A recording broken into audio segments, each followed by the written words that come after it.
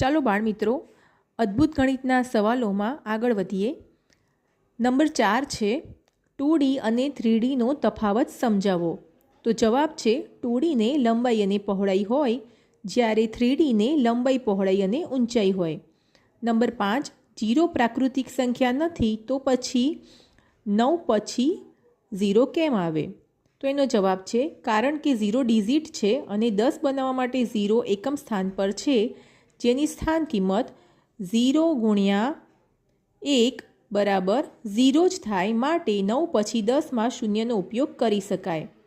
Number 6, ભૌતિક દુનિયામાં 2D વસ્તુ તરીકે હોઈ શકે? એનો જવાબ આવશે ના, 2D વસ્તુ તરીકે ન હોઈ શકે।